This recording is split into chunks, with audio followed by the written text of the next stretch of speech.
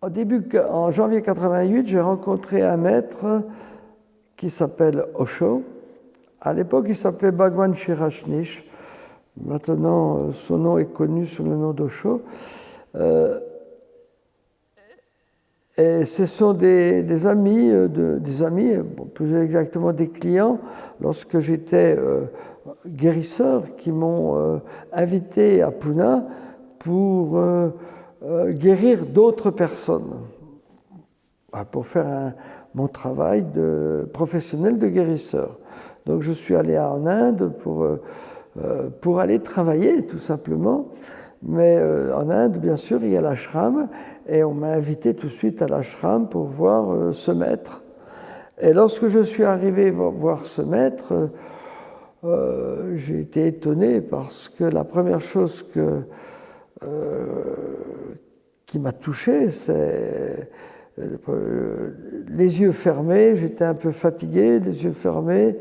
J'attendais qu'il vienne quelque chose, et d'un seul coup, j'ai senti quelqu'un qui me regardait. Tout le monde connaît ce phénomène, les yeux fermés, quelqu'un qui vous regarde, et vous sentez le regard qui passe à travers votre aveuglement. Et d'un seul coup, vous sentez qu'on vous regarde. J'ai ouvert les yeux, mais les yeux étaient à plusieurs dizaines de mètres de moi, mais je me sentais regardé par cet homme. Comment pouvait-il regarder au milieu de 10 000 personnes, 8 000 personnes peut-être, mon visage, me voir moi? Et je me sentais vu. Ce n'était pas simplement moi qui regardais ses yeux, c'était ses yeux qui me regardaient.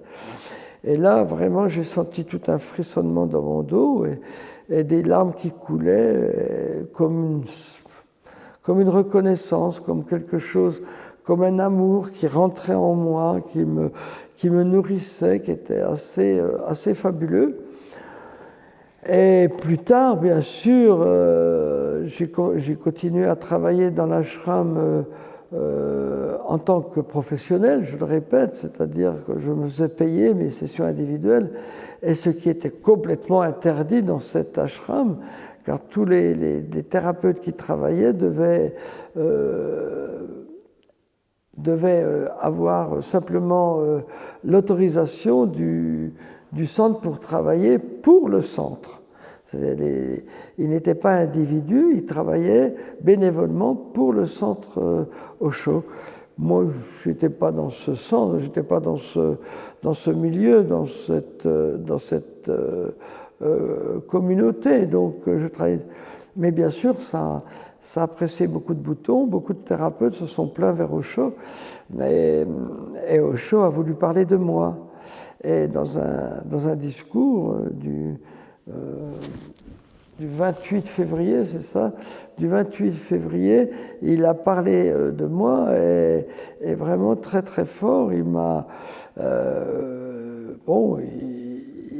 il m'a, je dirais, cassé mon ego, cassé mes croyances, mais vraiment très fort, mais avec un amour inconditionnel. C'était ça la magie. Et la première chose qu'il a dit, guérisseur, guéris-toi toi-même. J'ai compris qu'il savait, qu'il connaissait ma vie déjà. En me disant ça, il me disait quelque chose.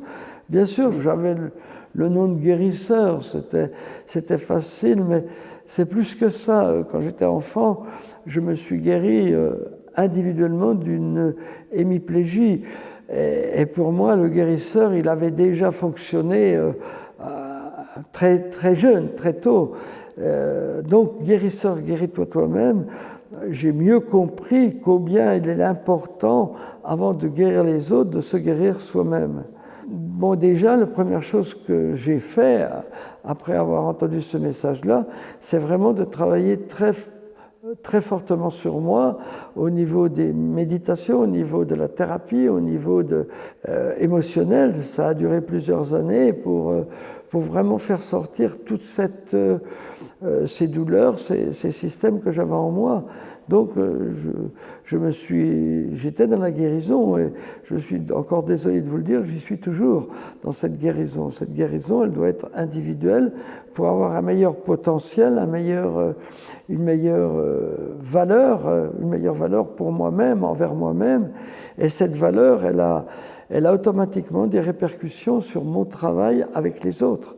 Donc, si demain vous voulez être guérisseur, thérapeute, pensez déjà à votre propre guérison, à